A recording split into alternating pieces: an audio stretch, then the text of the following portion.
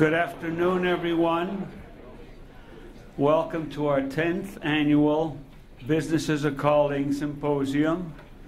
We're very pleased we have such a great turnout, and I'm sure you're going to enjoy Mr. McGrath's talks. Before we bring him on, a couple of acknowledgments. First of all, to our two deans that have been involved in promoting and financing this endeavor, Paul Benson of the College of Arts and Sciences and the Jacobs Center in Professional Ethics, which is a part of the college, and then Paul Bobrowski, who's the Dean of the School of Business, and our Center for the Integration of Faith and Work, which is the group in our school that puts this together. I'm Brother Victor Forlani. I'm your Marianist in residence in the School of Business, and it's always a pleasure to be with you all. A final thanks, I call it the nitty-gritty thanks, to Jean Zeke, who's one of our administrative assistants, and all the people that have helped her to put together, seating arrangements and invitations and so forth. So Jean and all the rest of you, thank you very much.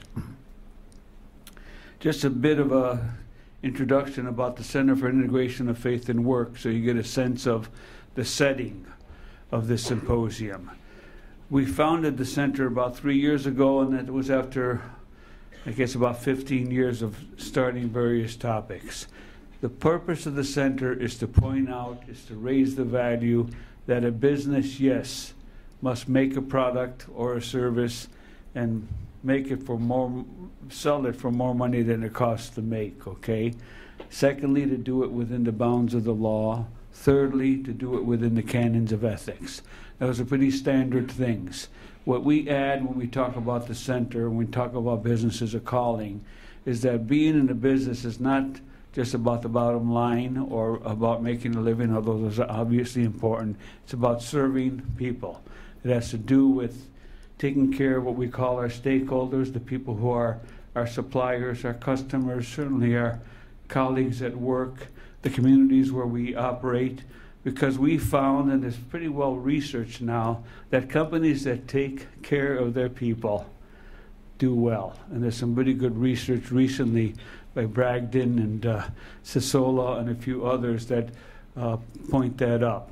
So our purpose here with this symposium and with Peter McGrath today is to give you a chance to mull that over and to get catch some of the excitement of a person like Peter McGrath. Peter McGrath is someone who exemplifies adherence to those principles and those values.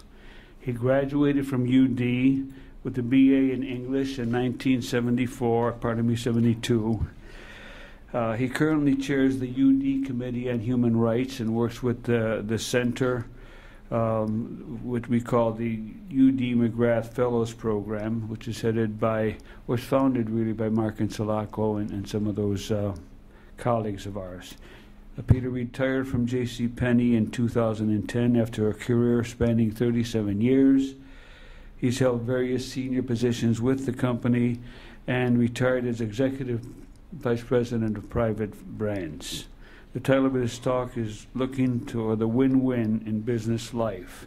Before we begin, we'll just momentarily and quietly say a prayer, asking our God to be with us, to help us to learn and grow in our understanding of our calling as business people, to give us the strength to do what it takes to live that calling and to make sure we're taking care of people's rights, and to help us to care particularly for people who don't have what they need.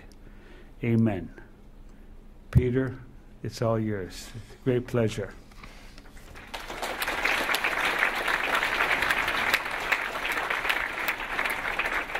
Thank you for the comments. Well, good afternoon and good evening, depending on what time zone you're operating in. I am so thrilled to be here. I have to tell you, and I think many of you who know me, I love the University of Dayton. And I have been an admirer of the university since the day I walked on campus in 1968. And I truly uphold the Marianist philosophy about caring for people and extending yourself to those who are the least served. And So it's with a lot of pleasure tonight that I talk about a 37-year business career. And just to give you kind of a framework of where we're going to go in terms of what I'm going to talk about. I'm going to talk about my company, JCPenney.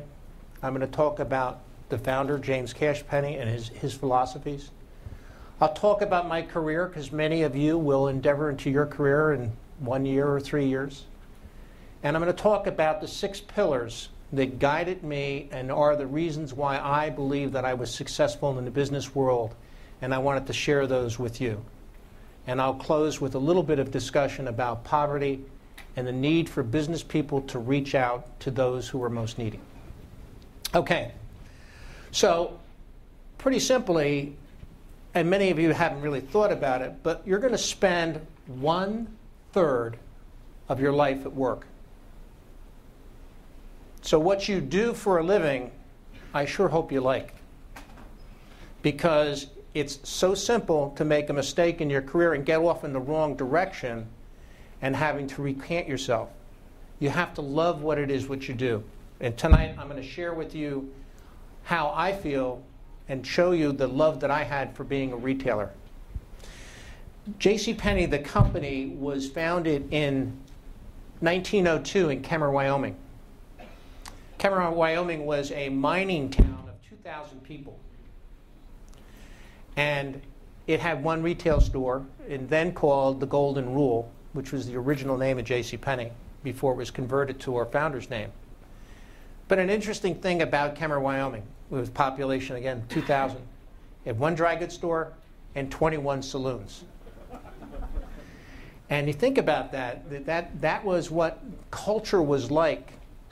And when this company was founded, it was founded on a very simple principle. Sell product at fair prices. In 1902, that didn't exist. In 1902, it was let the buyer beware. And as a result of that, the first store that was opened in Kemmer became enormously successful. By 1926, JCPenney was actually the largest department store in the world, because the idea caught on across the country, and the philosophy of the company and its pricing and cash and carry, all those things were enormously successful.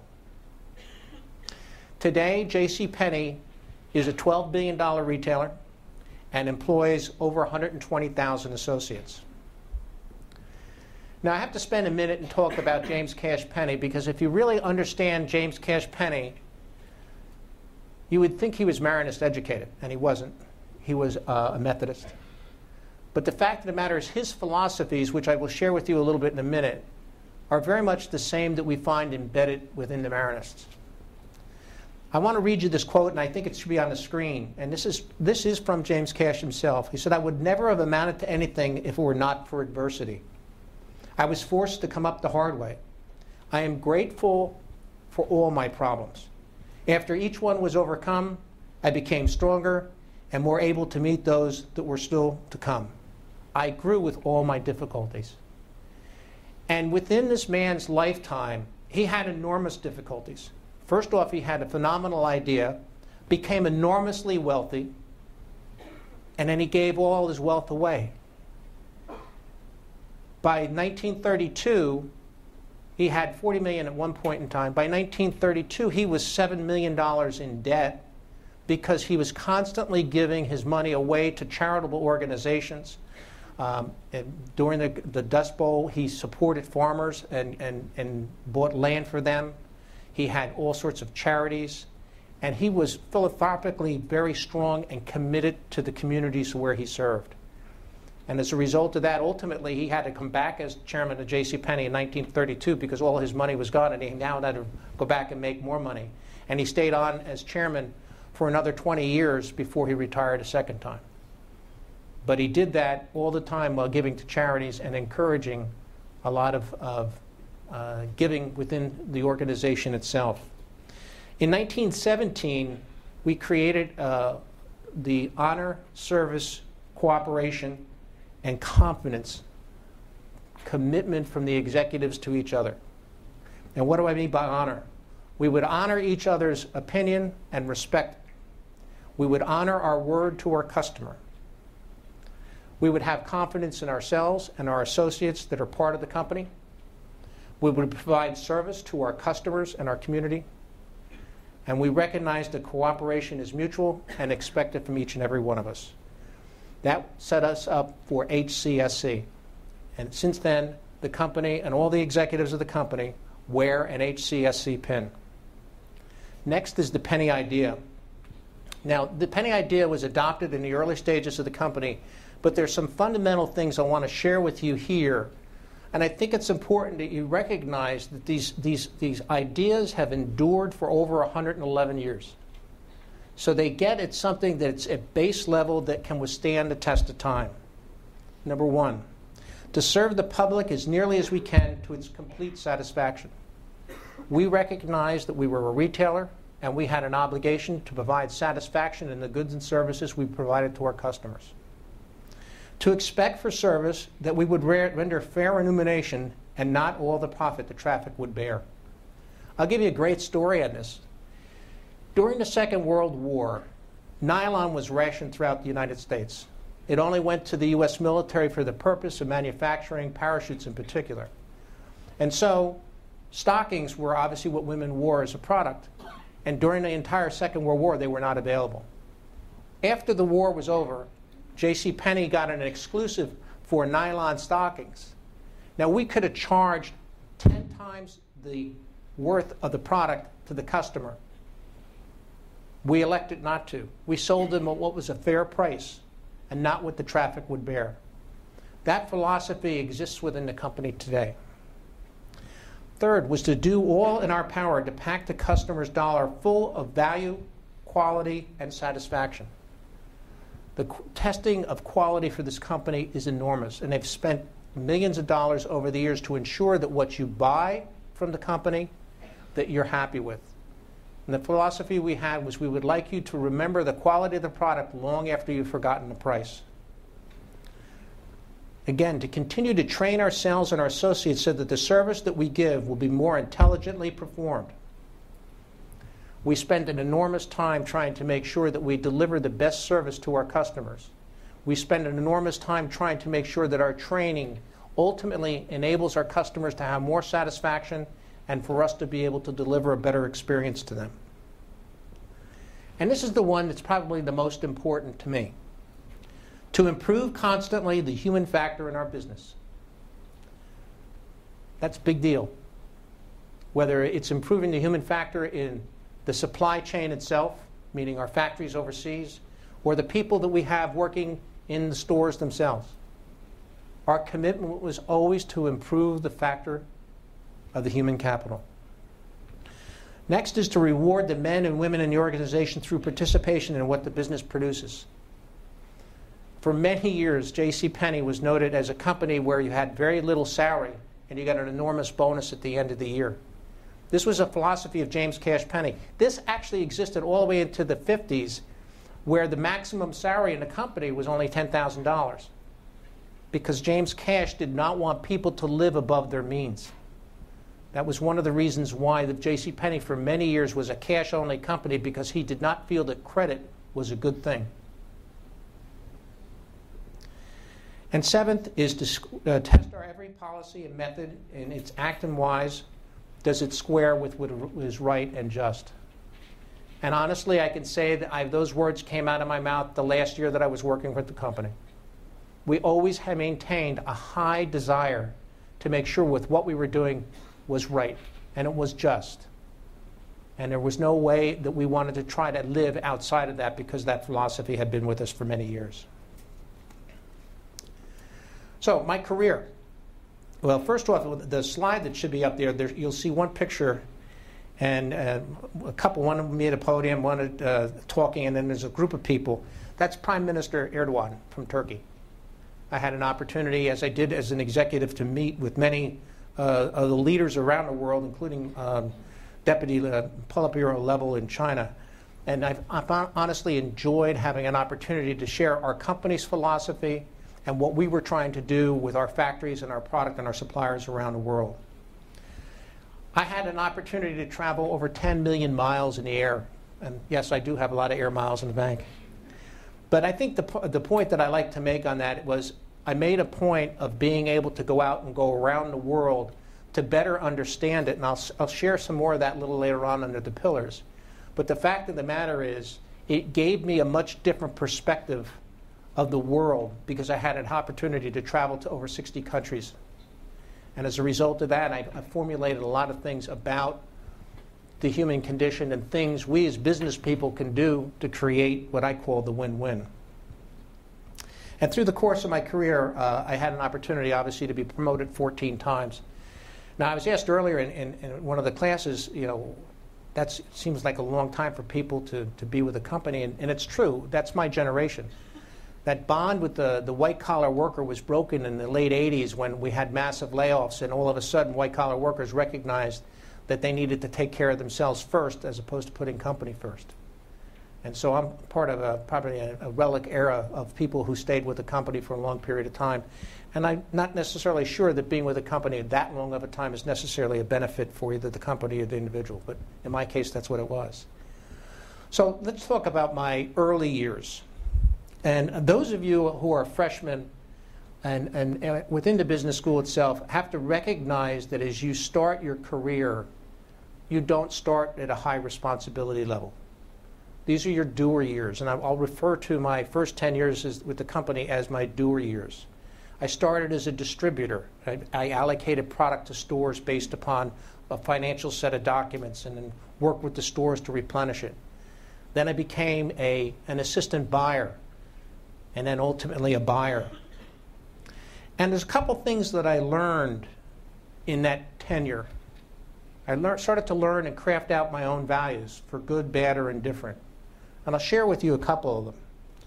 I was a buyer of dresses back in the 70s, latter part of the 70s, after 1976, and I was having lunch with a manufacturer. In those days, dresses were manufactured in Chinatown in New York, Pennsylvania, East LA, Miami. And so I was having lunch with this gentleman, and he casually mentioned to him, it was summertime, we were based in New York City at the point, that I really love going down the Jersey Shore. Love going to the beach and all those things. And for those of you who are from New Jersey, probably know what I'm talking about. Those of you who are not, probably think I'm a little crazy. But the fact of the matter is, this buyer looks over at me and says, "Would you like me to buy you a house?" I said, "What?" He said, "I'll buy a house." Now, I'm a buyer. This is a supplier. And I go, no, I don't think so. It was kind of like, oh, I don't want to get near that. I had not been exposed to payoffs or any sort of corruption at that point in time. And I started thinking about it, and I was happy that I just immediately reacted no. And I didn't act and say no immediately because of moral values. I was a buyer. And I viewed myself as a buyer, and a buyer who steals, I'd never want to employ. So by being dishonest, I could crush my career. And so maybe in a backwards way, I backed into the integrity of being honest in my job, but it made me think about it at an early age, and I recognized that as a buyer or a procurer of product, which I did for a portion of my career, I had to draw the line at zero. And so early on, I had to learn stuff like that. You and your careers are going to have temptation put in front of you. You're going to have people to try to bias your decision for something that they will do for you. And you have to make the decision of what is it you are going to do. In my case, I believe, obviously, I made the right decision. I didn't ever get involved in any of that, but I adopted this zero policy so that there was never a line or a gray area to cross. And it saved me a lot of headaches in the course of my career, and ultimately, I sat on the company's ethics committee in my senior years, and I saw case after case after case where people failed to recognize that drawing the line at zero was very important. So I want you guys to think about that, because you will encounter that in your early years in some cases. And of course, the other part of that, obviously, as I traveled all over the United States and looking at our factories, and in those early years, all the product was made here, and obviously today, 95% is made overseas. The middle years. This is the 80s, and this is where I started to begin to problem solve. And I started to manage and intercept problems for the company. My job was now starting to get more complex. I built on the first 10 years that I had of buying and allocating merchandise and marking it down and shopping the market and all these things that I had an accumulation of information that I was building off of in my first 10 years. And I had another really, really important thing happen to me here, and it was very, very difficult for me to accept. It was either the 23rd or 24th of December in 1989. So I remember it was like right before Christmas. And my boss's boss called me up to his office. And I had not been up there very often. Called me up. I walked in. He stands up and he closes the door behind me. And he says some things to me, and I'm sitting there trying to understand, what's transpiring here. Ultimately, and I boil it down for you, he says to me, I am not happy with you. You are not a team player. You are a maverick. You're not respectful to your boss. And now, my boss, I must admit, I didn't think very highly of because he didn't understand our business very much, and I didn't have a lot of respect for him. But I had delivered sales. I had done all these things. And he said to me, I don't think you can stay if this is the person you're going to be. And I learned a very important lesson, that his perception was my reality. I didn't view myself as not being a team player or a maverick. Quite to the contrary, I thought that I was playing by the rules and doing everything right. But the fact of the matter was, his reality, his perception, had to be my reality. I had to go about changing that perception. And I did. Ultimately, was promoted, obviously, many times since, but the fact I wanted to make sure that you recognize that someday you will have a boss. And you may have the highest opinion of yourself. His or her perception of you is your reality that you have to live with.